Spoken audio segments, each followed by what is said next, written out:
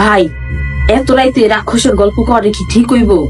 আরে কই আল্লাহ, আমরা সবাই আছি না, কম ভয় পামু। তাইলে তো রাক্ষসের গল্পটা শুনাই। হ্যাঁ, ওই রাক্ষসটার চেহারা অনেক খারাপ ছিল, কিন্তু ওই চাইতো কি যে ওর চেহারা যদি সুন্দর থাকুক, কিন্তু হয়তো রাক্ষস ওর চেহারা তো সুন্দর অসম্ভব নাই। এই কারণে যখনই কোনো সুন্দর চেহারার পোলা দেখতো তখনই খামচি দিয়ে থুয়ে যেত গা। আল্লাহ, তাইলে কি ভয়ানক রাক্ষস ছিল তাই না? ভালো হইছে ওই এখন আর নাইগা। ওই রাক্ষস এখনো আছে। এখনো যদি কেউ কয় না সুন্দর ছিল এখানে, রাক্ষস তুই কোনখানে, এরকম ভাবে যদি কেউ দুইবার কয়, তাইলে ওই রাক্ষস আয়া পড়ে আর সুন্দর কোনো পোলারে পাইলেই খামচি দিয়ে থুয়া জায়গা। সুন্দর ছেলে এখানে, রাক্ষস তুই কোনখানে? সুন্দর ছেলে এখানে, রাক্ষস তুই কোনখানে? ভাই তুই রাক্ষস ডাকলি কে? রাক্ষস তো এখন আমার মুখে খামচি দিব। আমি তো চাই তোর মুখে খামচি মারুক, কারণ তুই তোর চেহারালে অনেক অহংকার করস। ভাই তুই কেন রাক্ষস ডাকতে গেলি? আপু, তোর সুন্দর বাইরের লেগে অনেক কষ্ট লাগতেছে না রে? কষ্ট আমার সুন্দর বাইটা